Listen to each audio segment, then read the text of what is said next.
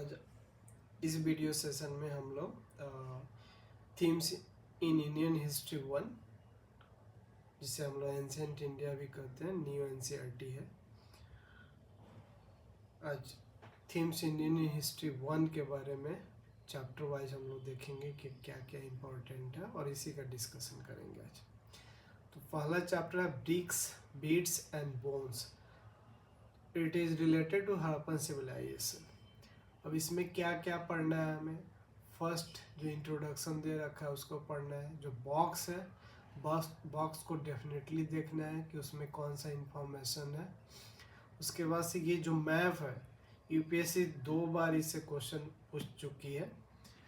ये map some important mature Harappan sites है। इसमें कोट दिज्जी, अमरी, चान्होद्रो, गनेरी वाला, कालीबंगन, गनेरी वाला पूछा ही था, तो बालाकोट। तो इस मैप को हम लोग अच्छे से देखेंगे, सारे प्लेस को देखेंगे अच्छे से। इसके बाद से सब्सटेंस स्ट्रेटजी क्या थी, फिर हड़प्पन सेटलमेंट्स जो आप ब्रैकेट में बॉक्स में देख रहे हैं, इसको आपको अच्छे से पढ़ना है। ये है हड़प्पन सेटलमेंट्स। उसके बाद से आप आ जाइए, एक और मैप है, इसको मैं फोकस कर रहा हूँ, area of early Harappan occupation. तो जो अर्ली हड़प्पन साइट्स थे उसके बारे में बताया है। डैम सादत, कोट दीजी, आमरी नाल, सिशोल। तो यूपीएससी पूछते रहती है, तो इसमें से आप इस मैप को अच्छे से देख लीजिएगा और साइट का नाम याद कर लीजिएगा कि ये अर्ली हड़प्पन ऑक्यूपेशन था कि मैच्योर था। ठीक है। अब नेक्स्ट आते हैं हम लोग इसके आर्कियोलॉजिकल एग्रीकल्चर टेक्नोलॉजी। तो एग्रीकल्चर टेक्नोलॉजी में क्या क्या थे वो सारा आप इस पढ़ लीजिएगा। जैसे इसमें terracotta models of plough have been found at sites in Cholistan and Banawali. ये इंपॉर्टेंट फैक्ट्स है, तो इसको याद कर लीजिएगा। Archaeologist have also found evidence of plough field at Kalibangan. ये यूपीएससी कई बार सेंटेंस पूछी है, तो इसको याद रखिएगा। अब आते हैं हाउ आर्टिफैक्ट्स आर आइडेंटिफाइड। ये बॉक्स है, इसको अच्छे से पढ़ लीजिएगा, समझ लीजिएगा। ये reservoir at Dholavira, water harvesting. UPSC अभी 1-2 साल पहले क्वेश्चन पूछी थी कि वाटर हार्वेस्टिंग का एविडेंस कहाँ मिला था, तो धौलावीरा में मिला था। आप इस देख रहे होंगे कि रिजर्वायर एट धौलावीरा। ठीक है। अब आगे आइए, प्लान्ड अर्बन सेंटर।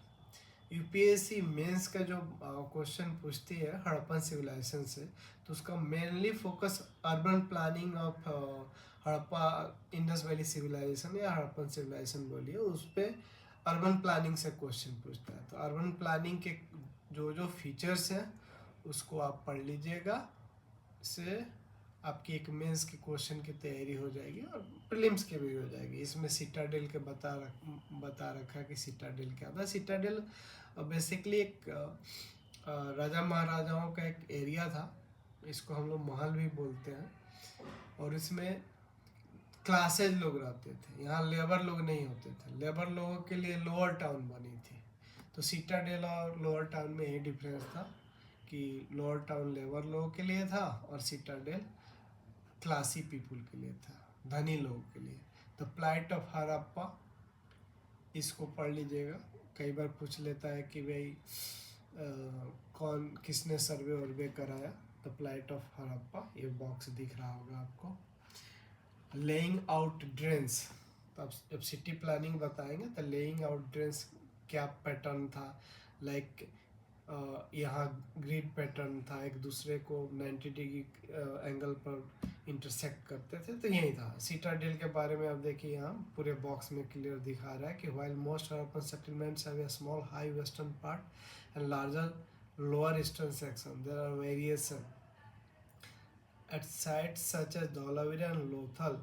ये दोनों ही गुजरात में है। Dholavira and Lothal. The entire settlement was fortified, and sections within the town were also separated by walls. The citadel within Lothal was not walled up but was built at a height.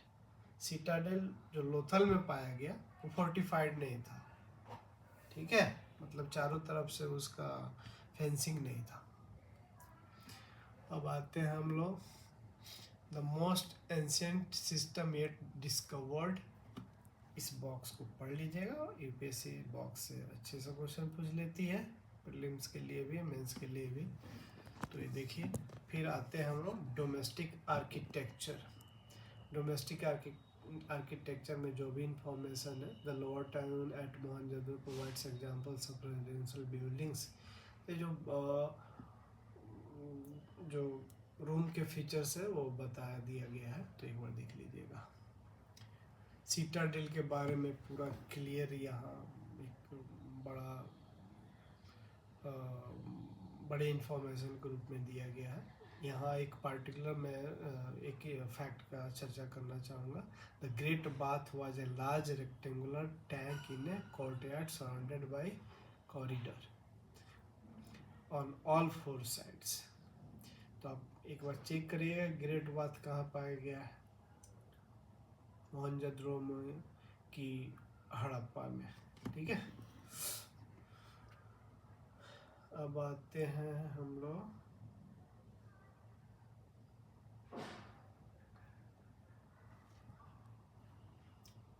Trekking social differences. Social differences क्या थे, burials के क्या इनके rules and regulation थे, वो देख लीजिए कैसे जलाया जाता है। Looking for luxury, utilitarian theory देख लीजिए क्या क्या था इनके पास। लग्जरी में उस समय पॉट होते थे, वेयर होते थे, दिख रहा है ना। तो ये वेयर खास करके उस समय काफ़ी धनी लोगों के पास ही ऐसे वेयर पाए जाते थे, बर्तन पाए जाते थे। होट्स के बारे में दे रखा है कि कैसे होट्स में वो लोग सामान रखते थे। Earning about craft production, Chanhudaro में फैक्ट्री पाई गई है, वहाँ टॉयज बनाए जाते थे चनहुद्रो में। तो यूपीएससी पूछ भी रखी है, आप इसको देखिएगा एक बार। वहाँ the variety of materials used to make beads is remarkable. Stones like carnelian, jasper, crystal, quartz, ये सारे वहाँ बनाए जाते थे। बीड मेकिंग कंपनी मतलब फैक्ट्री थी। तो दिख रहा है आपको।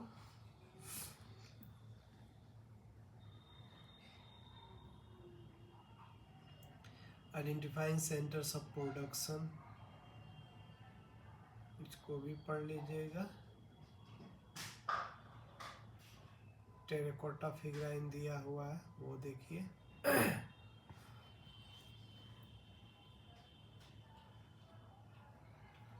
इसके बाद से मटेरियल्स फ्रॉम सब कॉन्टिनेंट एंड बियॉन्ड,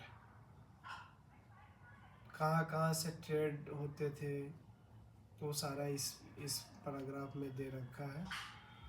उसके बाद से हम लोग आते हैं,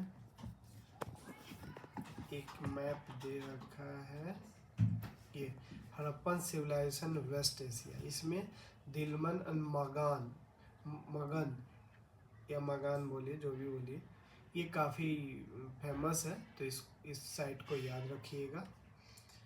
और नेक्स्ट आते हैं हम लोग कॉन्टैक्ट विद डिस्टेंट लैंड्स। इसी में आपको दिलमन और मगान के बारे में लोग बताएंगे, ठीक है।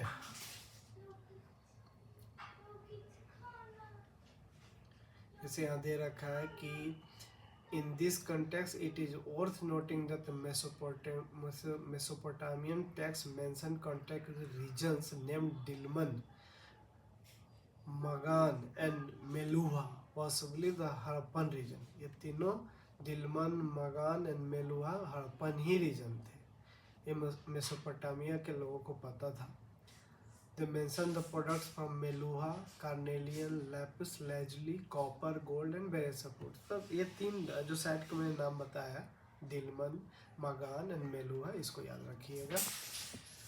फिर ये 2 फिगराइन है, इसको आप देख लीजिएगा कि इसके बारे में कि कि क्या दे लिख रखा है। सील्स, स्क्रिप्ट, वेट्स, ये सब अच्छे से पढ़ लीजिएगा कि हड़प्पन सील्स एंड स्क्रिप्ट का क्या कंडीशन था। उसके बाद से वेट हो गया।